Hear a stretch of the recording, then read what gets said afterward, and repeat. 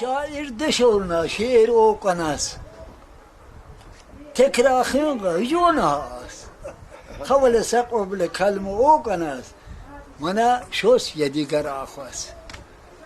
Tsakhin igitir. Didey molsalni yeşe gur hakiteşe. Guras gece sıkkı kındaka. Sakalas dikkin haka. Haşte jona zahas. Şavan az kumagas. Neva kadar kum karı. Dides kumagız arı. Didey xleke akkı. Öteşen çeda kaygakı. Mana arkına gümgeqa ilahkına. Har surakka. Uşucar gideceğime. Yurna xannika yılka.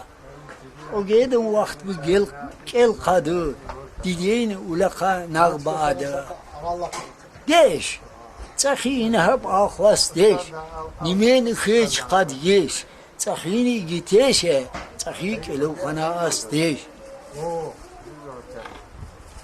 Çünkü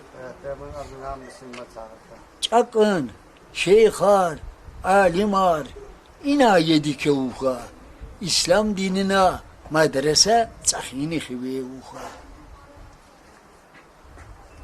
Baba bir şey şahs. Hamle manzik alau. Neve bu şey paşte mana lapuftan kavu. Manzik kavu kukame mavlid majlis cahavu. İgi te şekhadan kumag bu. Mani kumag bişet tsahin do ahtık. Mahbuni giter şekab. Khiven çekam devkem mu. Joni iş bişili mam mı. Hürmetika bişem mu. Mamışın doğu şehre deşim mi? Amma mamı gırgın mukule vatsam mı? Her kavciyin mukule ekbab kuvatsam mı? Aferin ve ey zamani gite şikle. Çok sağ ol vat ey yanzı. Cuhav ini şikle.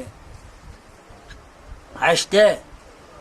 Zı inam navurna. Tsahi. Ukhana. Vumna. Vikestav. Nisa ukhye manap şahar ki ne kıyest. Maşallah.